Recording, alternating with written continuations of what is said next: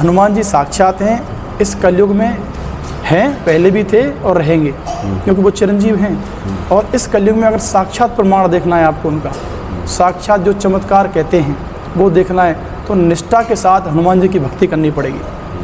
और भक्ति करने के सूत्र भी हैं, कुछ मंत्र भी हैं, कुछ स्त्रोत्र भी हैं, जिनमें कि हनुमान जी साक्षात मंत्रों के, सारे देवता मंत्रों के अधीन हैं जी। ये पुराणों में लिखा हुआ है। ब्राह्मण जो यजन पूजा पाठ अनुष्ठान करते हैं वो मंत्रों का करते हैं, मंत्रों के द्वारा ही उनके कार्य बनते हैं। ये कलयुग में प्रमाण है। और ऐसे ही मैं सुंदर एक मारुति स्तोत्र का विवरण करने जा रहा हूँ जी।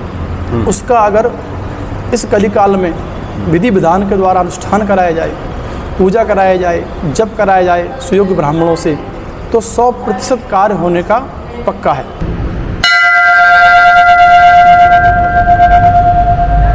सूर्य बिना दिन शोभे नहीं, नहीं शरीर बिन प्राण, चंद्र बिना नहीं रात भली, नहीं हृदय बिन राम। राम तुम बड़े दयालु हो, नाथ तुम बड़े दयालु हो,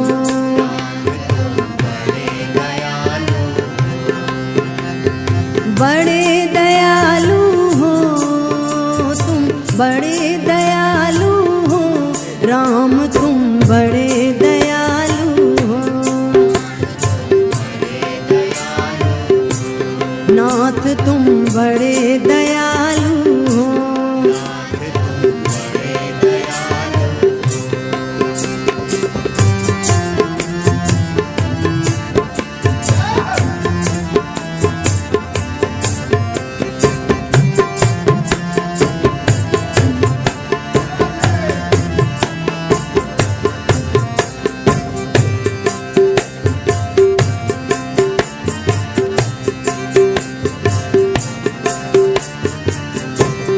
और कोई न हमारा है, तुम्हारा एक सहारा है, शीश चरणों में झुकाएंगे, तुम्हारी आस लगाएंगे,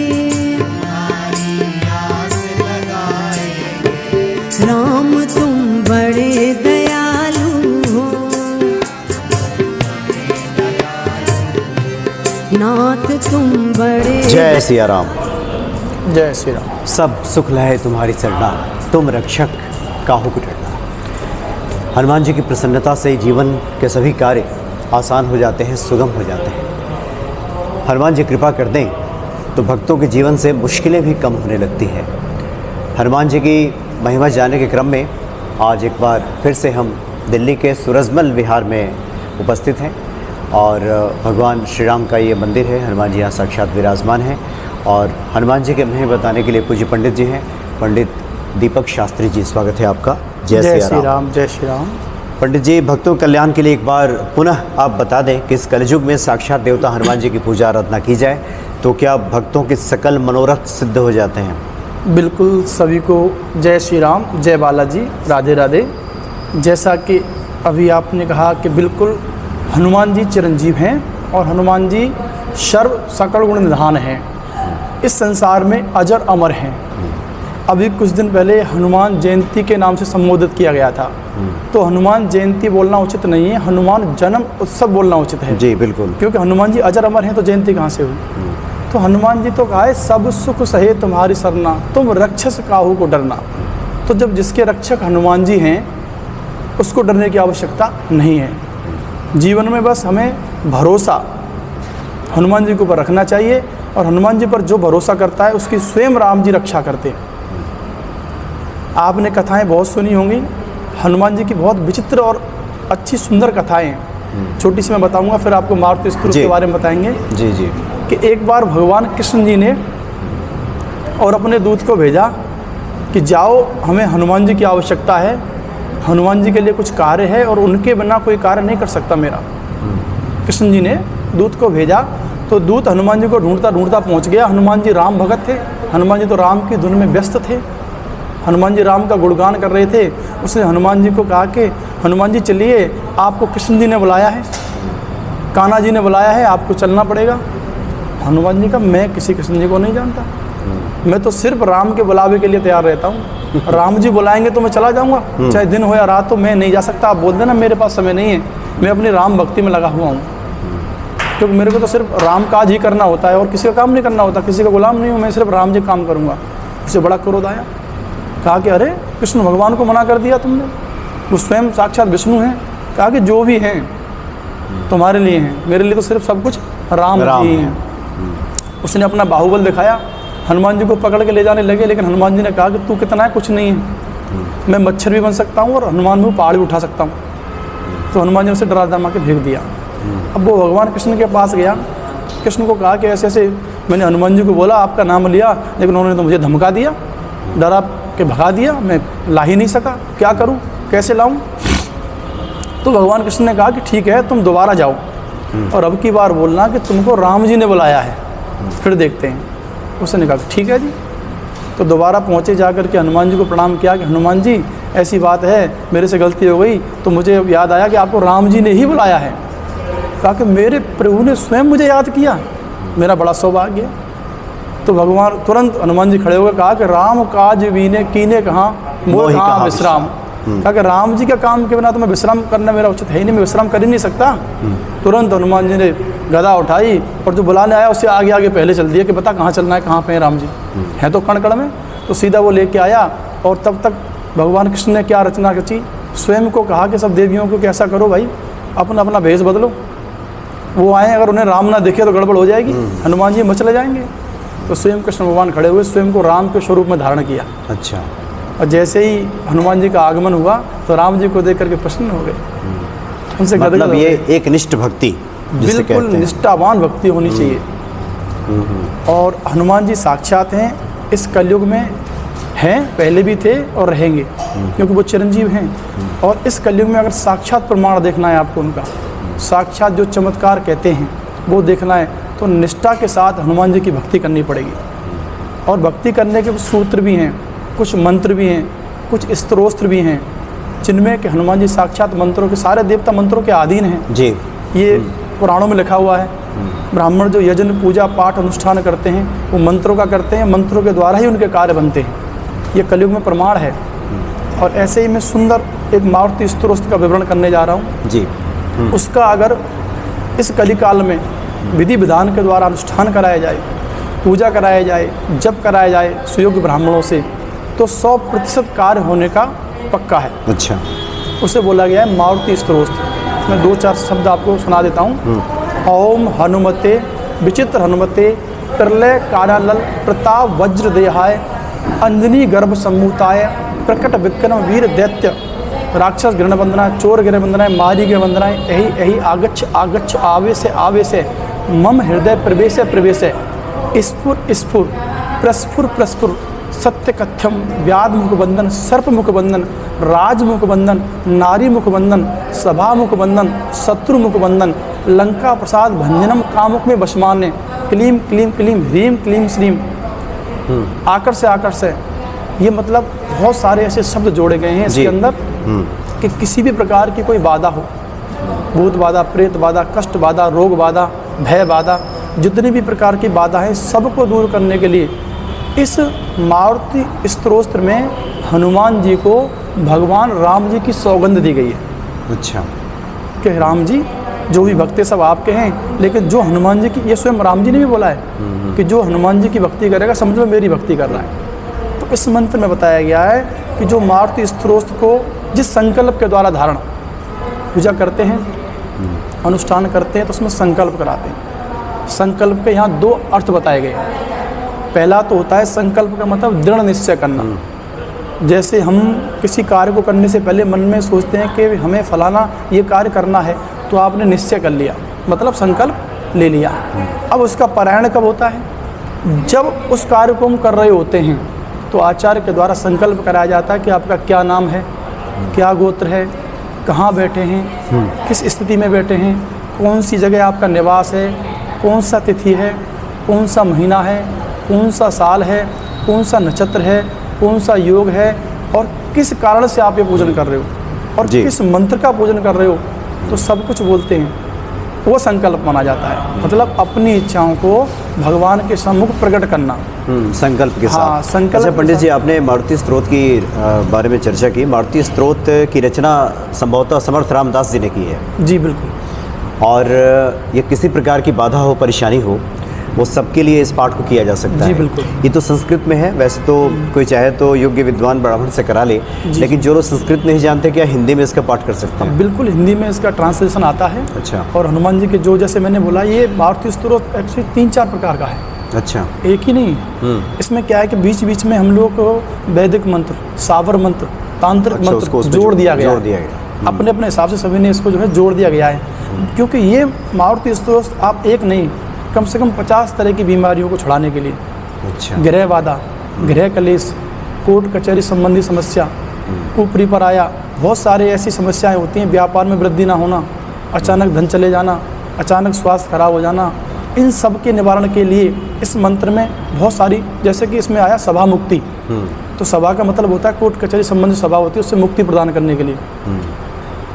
सर्प दोष के लिए, बहुत सारी चीज़ों के लिए इसका कार्य किया जाता है। डाकनी सांकनी, कांकनी कामनी, गृह बंधनाएं, किसी के घर पर कोई बंधन कर दिया गया है या घर में कोई बाधा है, घर में नेगेटिव बनी हुई है, उसको दूर करने के लिए संकल्प के द्वारा इस मारुति स्तोत्र को विधिवत रूप से कराया जाता है। अनुष्ठान के कई तरीके भी होते हैं, जैसे 1 हफ्ते में कराना, या स्वयं करना चाहता है तो 21 दिन कर सकता है यजमान, या 41 दिन तक कर सकते हैं आप। तो इसको अनुष्ठान के रूप में किया जाता है। इसके साथ इसके नियम भी फॉलो करने पड़ते हैं। जैसे क्या नियम है? तामसी वस्तुओं को छोड़ना, लहसुन प्याज एवं अभद्र चीज़ ना खाना, प्लस विशेष ब्रह्मचर्य का पालन करना। तीसरा, झूठ ना बोलना और अपने आप को संयम में रखना।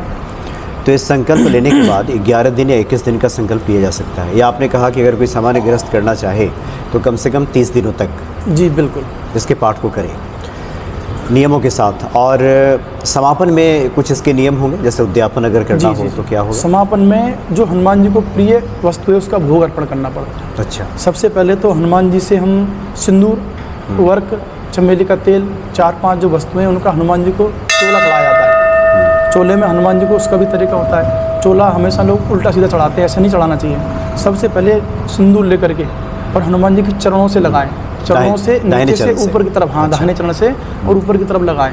वो सिंदूर ठीक से चढ़ाने के बाद उनको लंगोट पहनाया जाए।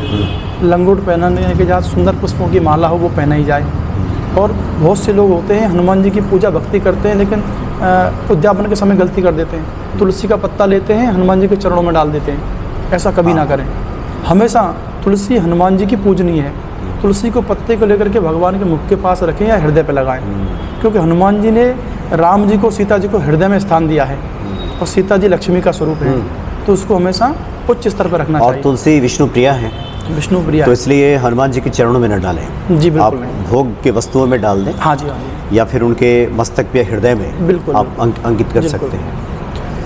तो मारुति स्तोत्र, और आप चर्चा में बता भी रहे थे कि कुछ तो आपका निज अनुभव भी है कि मारुति स्तोत्र करने के बाद काफ़ी भक्तों का भला हुआ है। जी, मेरा खुद का किया हुआ है और बहुत सारे लोग इसका फ़ायदा भी उठाते हैं। अच्छी बात है, होना भी चाहिए। जो चीज़ हमारे को हमारे वेदों ने दी है, आचार्यों ने दी है, ऋषियों ने दी है, तो उसे हमें करना चाहिए। जैसे अभी कुछ दिनों की बात है, हमारी एक बीना मेहरा यूके में हैं, अभी भी हैं, रहती हैं, उनकी फैमिली भी है। तो उनका आपसी विवाद था, सिर्फ ऑफिस में थोड़ा तू में हो गया था। उसके द्वारा उनको निष्कासित कर दिया गया। बड़ी कष्ट में थी। उनका मेरे पास यहाँ फ़ोन आया, मैंने फ़ोन अटेंड किया तो उन्होंने सारी समस्याएं बताई। हमने कहा कि आप ऐसा कीजिए, हनुमान जी हैं, कोई भी कार्य ना करें, हनुमान जी कार्य करते हैं। ऐसा कोई कार्य नहीं है जो हनुमान जी ना कर सकें, क्योंकि ये लंका के समय में जब समुद्र को लांघना था तो सब लोगों के पास कोई ऑप्शन नहीं था, तो स्वयं हनुमान जी को आगे लाया गया।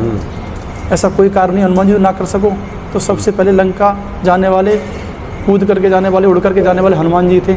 इसी से रिलेटेड ये कहावत था, क्योंकि वो विदेश रहती हैं। उनका फ़ोन आया, मैंने यहाँ आचार्य लोगों को बुलाया, कहा कि मारुति स्तोत्र का आपको तहे दिल से पाठ करना है और उनका कार्य होना चाहिए, भगवान से प्रे करनी है। उन्होंने 1 हफ्ता अनुष्ठान किया। 2 हफ्ते के बाद आश्चर्यचकित रिजल्ट आया। हम भी हैरान हो गए, हनुमान जी वाकई में आप तो महाबली हो। ऐसा हुआ, सब कुछ अपने आप ऑटोमेटिक उनका ठीक हो गया। उनको बुलाया गया, 22 जज से उनको नौकरी दी गई। फिर वो जो महिलाएं बीना जी, 1.5-2 महीने बाद उनका फिर यहाँ इंडिया दिल्ली आगमन हुआ। उन्होंने आकर के हमारा बड़ा शुक्रिया अदा किया। हमने कहा हमारा क्यों कर रहे हो, बालाजी कृपा है। तो ये कितने दिनों का अनुष्ठान उनका चला था? अनुष्ठान उनका 1 हफ्ते का किया था हम लोगों ने, 7 ब्राह्मणों ने। और अनुष्ठान हम करते हैं, उसकी जो पुण्य की फल की प्राप्ति की अवधि होती है 90 दिन की।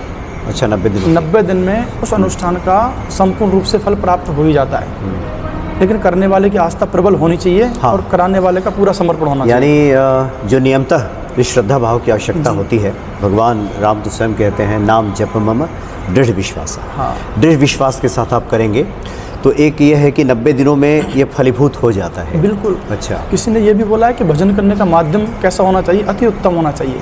कहा है कि मन की तरंग मार लो और हो गया भजन। मन की तरंग मार लो और हो गया भजन, आदत बुरी सुधार लो, हो गया भजन। तो जो हमारी अच्छा, आदत पंडित है जी, ना, सब करने की दूर करनी पड़ेगी। जी जी, आपने अभी चोला चढ़ाने की चर्चा की। जी।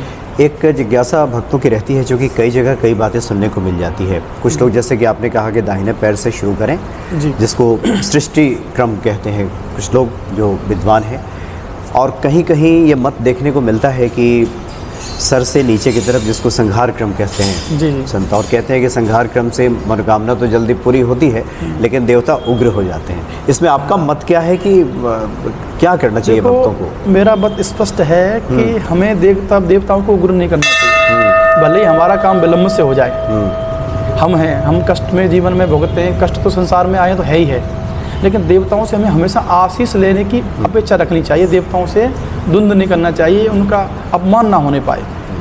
क्योंकि देखो, भगवान भगवान होते हैं, वो हम सबसे बहुत परे हैं। भगवान का श्रेणी का दर्जा होता है उच्चतर का, श्रेष्ठ, सबसे प्रथम। फिर आपके आगे नवग्रह, फिर आगे पितृ देवता। तीनों ही अलग अलग हैं, एक नहीं है। नवग्रह की उपाधि अलग है, भगवान जो है वो हनुमान जी हैं, राम जी हैं, कृष्ण जी अलग हैं। और जो पितृ हैं हमारे पूर्वज, वो अलग होते हैं। तो एक बार हम पितरों को नाराज़ कर ले, मना लेंगे, घर वालों को कर ले, मना, लेकिन भगवान को नाराज़ नहीं कर सकते। कोई भी कार्य करो, ऐसा करो जिसमें किसी देवता को क्षति ना पहुँचे। वो मेरा पर्सनल मत है और होना भी चाहिए। यानी कि आप सृष्टि क्रम में ही नीचे से ऊपर की तरफ ही बिल्कुल बिल्कुल चोला चढ़ा। और बंधन का एक नियम है, हमेशा चरणों से ही बंधना शुरू करनी चाहिए। भगवान को तो कभी आंख से आंख मिला के देखना ही नहीं चाहिए। किसी भी वैदिक मंत्र में या किसी भी पुराण में नहीं बताया कि आप नजरें मिलाओ। उनके चरणों की तरफ देखें। जो दास होगा, भक्त बन के दास बन के जाएगा, तभी पूजा स्वीकार होगी। चरणों का ही दर्शन करना चाहिए। जैसे अक्षय तृतीया आती है, भगवान राधा कृष्ण के चरणों का दर्शन किया जाता है। एक बरसाने में भांडीर वन है स्थान, वहाँ पर राधा कृष्ण आपने अपने सन्मुख सामने बैठे हुए हैं, और कहीं नहीं, सिर्फ वहीं पर हैं। तो वहाँ सिर्फ पैरों का दर्शन होता है, चेहरा नहीं देखा जाता भगवान का। ऐसी हमारी सामर्थ्यवान नहीं है, हम साधारण मनुष्य हैं जो भगवान के नेत्र में नेत्र डाल के मिला सकें।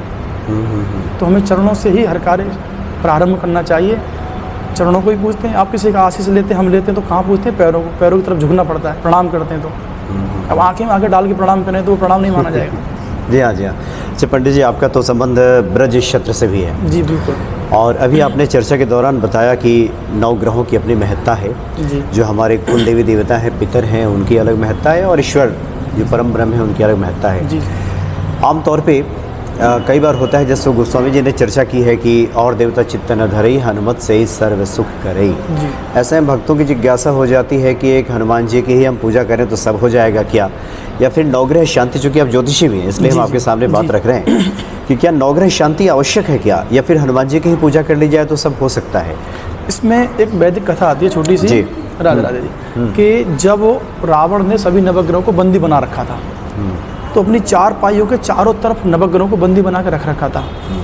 हनुमान जी गए वहाँ पर सीता जी की खोज करने के लिए, तो महल में प्रवेश कर गए, तो देखा तो सारे नवग्रह बंदी बने हुए हैं। अब हनुमान जी को उन पर रहम आया, तरस आया कि भाई ये तो रावण ने गलत किया है, मैं तुम्हें मुक्त कर देता हूँ। तो सबको मुक्त करने लगे। सबने आशीष दिया हनुमान जी को कि हनुमान जी, जो तुम्हारी भक्ति करेगा उस पर अब हमारा प्रभाव नहीं होगा, प्रभाव छीन हो जाएगा। उस समय की कथा और आगे बढ़ाते हैं। सबको छुड़ा दिया। जब लास्ट में शनि का नंबर आया, शनि हमेशा जो है दृष्टि नीचे करके रहता था, क्योंकि रावण उसको डराता था, मारता पीटता था कि दृष्टि नीचे कर। शनि की दृष्टि में दोष है, हनुमान जी ने खोला तो शनि ने कहा कि ऐसा कौन आ गया जो रावण से मुझे छुड़ा रहा है। तो उस समय शनि की दृष्टि हनुमान जी पर पड़ गई, तो वहाँ हनुमान जी का शरीर काला पड़ गया। अच्छा। 3 तरह के हनुमान जी पाए जाते हैं शरीर स्वरूप में, एक सिंदूर वाले, एक वृद्धावस्था में जो सफ़ेद बाल हैं जिस समय भीम ने हनुमान जी से युद्ध किया था, और तीसरे काली मूर्ति हनुमान जी की जो आप राजस्थान में जयपुर में देखो। अच्छा, जो शनि की दृष्टि पड़ी थी। हाँ, उस शनि की दृष्टि से हनुमान जी का पूरा वर्ण जो है काला पड़ गया था। फिर हनुमान जी ने शनि को डांटा कि मैंने तुझे छुड़ाया, तूने मेरे को ही काला पाड़ दिया। तो शनि ने कहा कि प्रभु क्षमा करें, ये मेरी नहीं, मेरी दृष्टि का खोट है। दृष्टि ही ऐसी है जिस पर पड़ जाए उसे काला कर देती है। वो तो आप हो बली हो, आप बच गए नहीं, वो दृष्टि तो सबको लगा देती ठिकाने।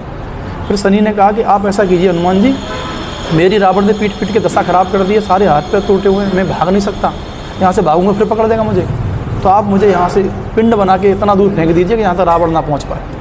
तो प्रमाण है हनुमान जी ने शनि को ऐसे हाथ में बॉल की तरह लिया और वहाँ से फेंका, और यहाँ के भारतवर्ष में एक चंबल की खाड़ी है, वहाँ जा करके गिरे शनिदेव, एक पहाड़ी के ऊपर गिरे। अच्छा। उस पहाड़ी पर गिरते ही शनिदेव ने जोर जोर से विलाप करना शुरू किया कि बचाओ बचाओ, सारी हड्डियाँ टूट गई।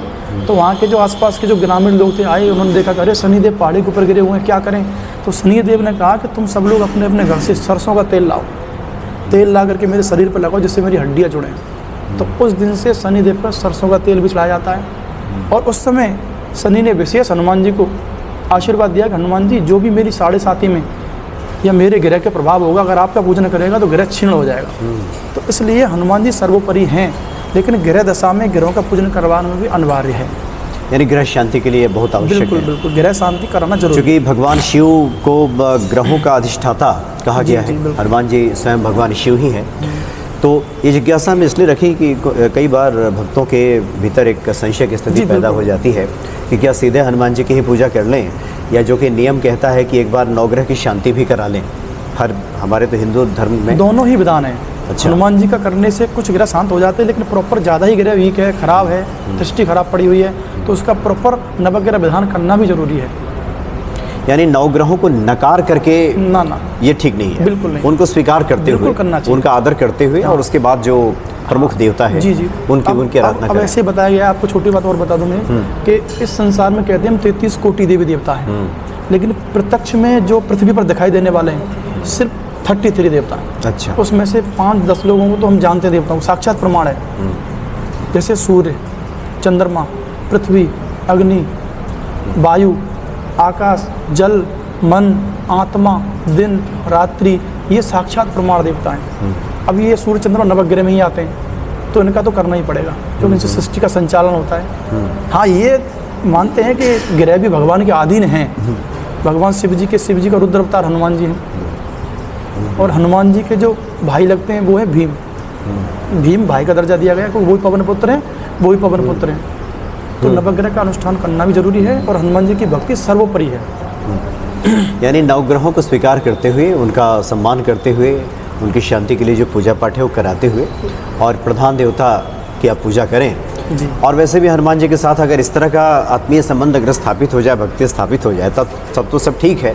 लेकिन शुरुआती दौर में भक्तों को ये नकार वाली बात नहीं रखनी चाहिए, उनको स्वीकार करना चाहिए, बिल्कुल करना चाहिए, और उसके बाद फिर हनुमान जी की पूजा आराधना। हाँ, हनुमान जी तो बड़े सरल हैं, इतने सरल हैं कि आपने देखा होगा हनुमान जी को तो जब अयोध्या में राम जी आ गए, सब कुछ मिल गया, राजपाट, तो सीता जी ने माला दी कि ले बेटा तू रख ले, तेरे काम आएगी। मोतियों की माला तोड़ दी, कहा कि इस मोती में मेरा क्या है जिसमें राम नहीं, मुझे नहीं चाहिए। हनुमान जी बोले हैं, कहा है कि सिंदूर चढ़ाने से सब काम होता है, हनुमान को खुश करना आसान होता है। सिर्फ सिंदूर चढ़ाने से काम बन जाते हैं। हनुमान जी तो बड़े सरल हैं, क्योंकि शिव जी भोले बाबा हैं, उनका रुद्र अवतार हनुमान जी हैं। बस भक्ति में भाव में होना चाहिए, लगन से भक्ति होनी चाहिए। बाकी तो जो जितनी भी क्रिया हैं अगर पूरी ना हो पाए तो भी नहीं, मन निर्मल मन जन सो मोह भावा, मोह कपट छल छिद्र न भावा। कहा कि निर्मल जिसका मन है मैं उसी से प्रसन्न हो जाता हूँ। ये सत्य कहा है किसी ने, और सत्य है। और बाकी ये सब तो कर्मकांड की जो अंग है उसका सम्मान करते हुए पूजा तो करनी ही चाहिए। बिल्कुल। और बाकी व्यक्ति भीतर से सचरित्र बने और निर्मल मन उसका जिस प्रकार से होगा उसी अनुसार ईश्वर की भक्ति प्राप्त होगी। तो पंडित जी, आज तो आपने मारुति स्तोत्र के बारे में काफ़ी विस्तार से आपने जानकारी दी है, और निश्चित तौर पे भक्त इसको करेंगे या कराएंगे तो भक्तों को फलाफल की प्राप्ति होगी। हम आगे चाहेंगे कि आगे हनुमान जी की प्रेरणा रही जी। तो फिर कुछ अन्य विषयों पे भी हम लोग बात करेंगे। बहुत बहुत धन्यवाद आपका। जय श्री राम। जय सिया राम। जय श्री राम।